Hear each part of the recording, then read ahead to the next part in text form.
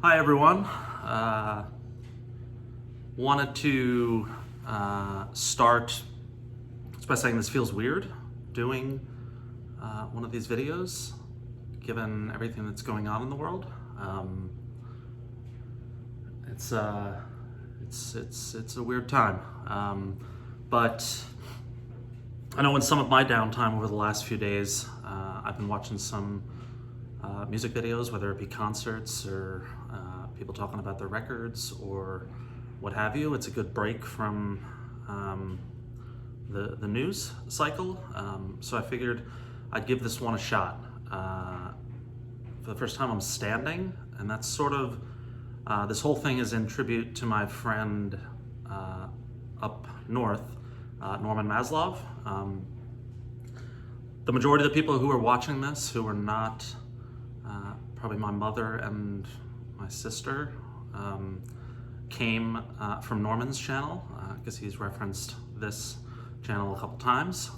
So I'm grateful that more folks are coming to listen to me ramble on about rock and roll, and it wouldn't have happened if not for Norman. So anybody who is not familiar, so this is maybe to my mother, you should check out Norman Maslov's page, or his YouTube channel. It's great. He's been posting a lot lately. Some really great stuff, and he's one of the most knowledgeable music people I've ever met. Him and the archivist, who is up with Norman, and she's been on some of his videos of late. So Norman does what he calls whack-a-moles, and oddly enough, of the videos that I've seen of Norman, I haven't seen many of those. I've watched all of his other videos, almost every one. But what I believe he does is he just sort of circles his collection and grabs a few records and tells a little story about that record. So I'm gonna give that a shot. I'm gonna pull 7 records. My collection, as you can see, is a little bit more, there's a little bit broken up than Norman's. He has a beautiful setup. So, and I have a lot of stuff on the floor. I have a turntable, I have a dog.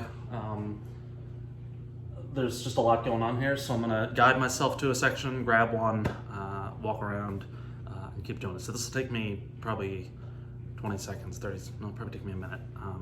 So I'll start over here, pull out whatever this is. I'm not gonna look at it. We'll pull one from here, that's 2. From this section, oh, this one's unopened, so I have no idea what that could be. That's 3.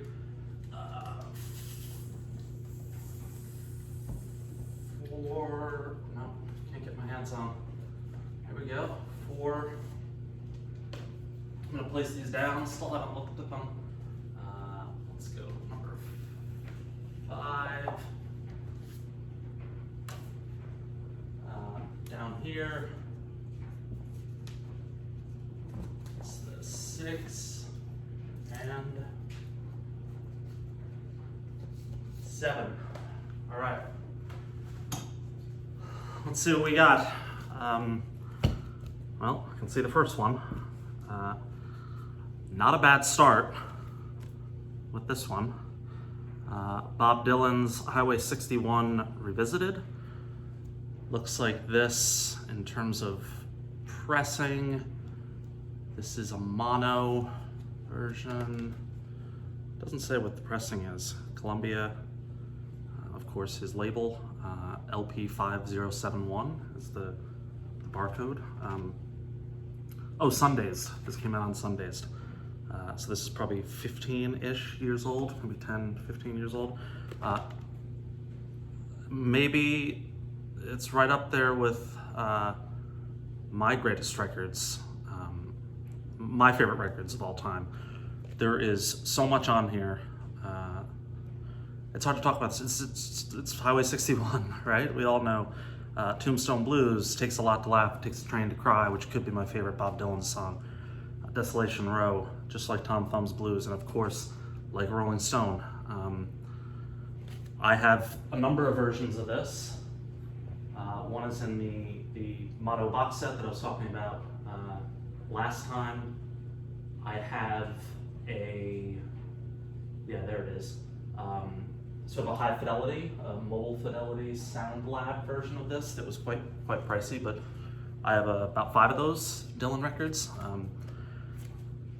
But if pressed to name my favorite Bob Dylan record, it would either be Freewheelin' or this, but I'd probably go with this.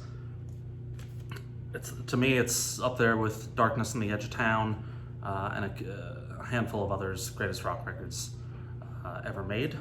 So Highway 61 Revisited. It's a great one. Number 2, also a great one. Stevie Wonder's Inner Visions. I'm picking some gems. I just listened to this the other day. It's got this great gatefold. This is a spectacular record. Too High starts it off, Living for the City. Higher Ground. He's Mr. Know-It-All is one of my favorite Stevie Wonder records, or songs rather. This came out, 1973. It's a big year for me. It's the year that I landed on this planet.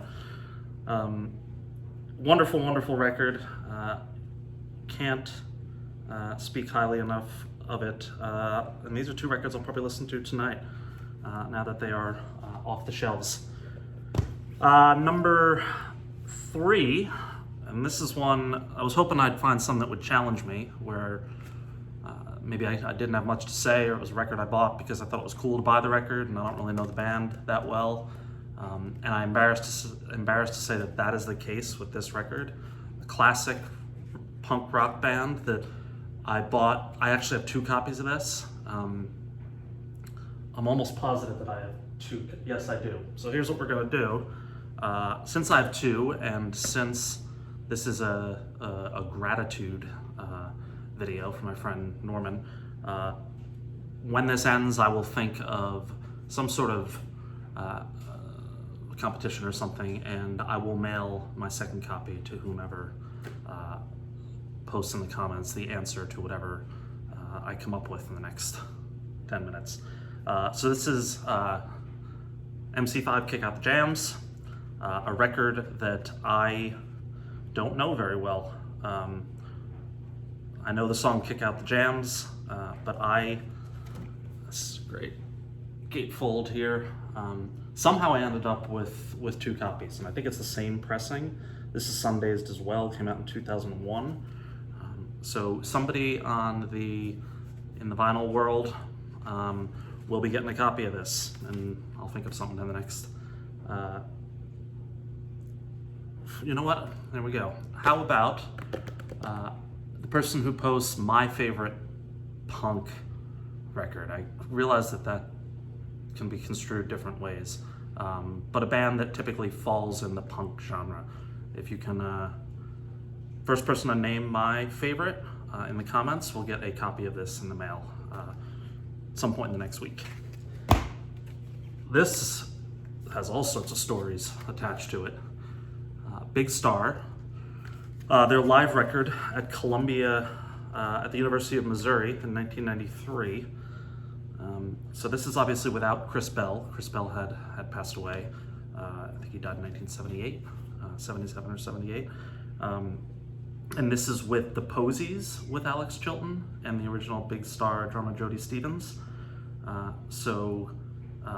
Stringfellow and Hour, I believe are the last names, from the Posies, were joined Chilton and Jody Stevens for this performance. If I'm not mistaken, Jeff Tweedy was in the first row. I always have a Wilco reference. Norman's gonna love that. There are Jody Stevens and Alex Chilton right there. Alex Chilton, who is a Bruce Springsteen level sort of influence on my life. Alex Chilton is an absolute king. But this came out, let's say, 2016 on Volcano Entertainment with Sony. I don't know if Volcano was an imprint of Sony. But yeah, I remember reading, and I think there's a picture of Jeff Tweedy in the front. So that would be right around the release of their final record, Anodyne, 1993. But this is it's a great record. I was really happy to see it come out on vinyl. Anything Big Star I buy, I have.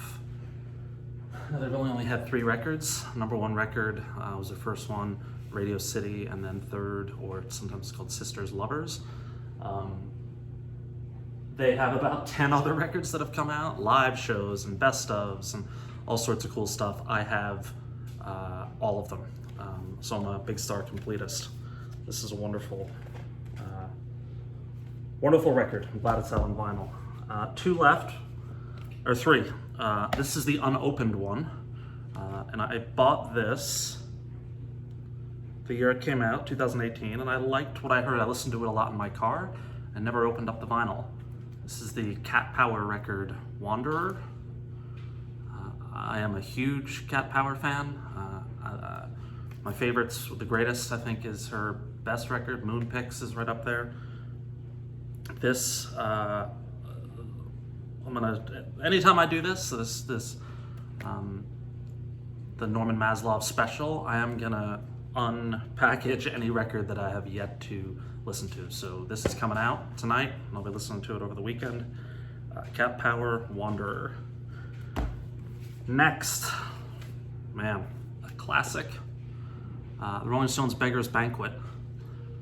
So my friends and I, back in New York, we talk music basically every day over text, and the Rolling Stones come up a lot in terms of their best records and their best songs. My favorite, which I mentioned on my last video, is Let It Bleed. That has been my favorite Rolling Stones record for a long time. Exile pops up from time to time, but I know one of my buddies, this is his. Starts with Sympathy for the Devil, No Expectations, Parachute Woman, Factory Girl's a great one, Salt of the Earth is great, Street Fighting Man. It's got this gatefold, and this, I think this is an original pressing. So it's London Stereo 539, London Records. This thing's a little bit beat up. I believe I had a reissue of it. But Beggars Banquet, Rolling Stones, a classic. And last, another great record. All these records, I thought I was going to pull some stuff that maybe I wasn't that fond of, but that has not happened on my first whack-a-mole. This is the Eels record, Hombre Lobo, which came out in 2009. So I think this came out before End Times. And End Times, I think, was the last Eels record that I really loved. I sort of faded after that. But this period with Blinking Lights, which I mentioned in a previous video, Hombre Lobo's great.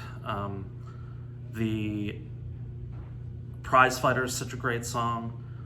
In My Dreams, if you can find it on YouTube, there is a great video of the Eels performing In My Dreams on David Letterman. It's one of my favorite live music YouTube videos. I've watched it a million times, but I think it may have been pulled. But take a look, In My Dreams on Letterman. I remember it's a really grainy copy, the only copy that was on YouTube, but if you can find it, it is worth 5 minutes. Tremendous Dynamite's a great song. My Timing Is Off, Ordinary Man, Beginner's Luck. This is a great, great record. He went through, this period was just an incredibly strong period for Mark Oliver Everett and the Eels. That's 7, but as I promised, and I just realized, I have to pull a record that I wish more people knew about, so let me take a look. I don't have this part planned, but I'm sure I can come up with something pretty quick. And what do we got?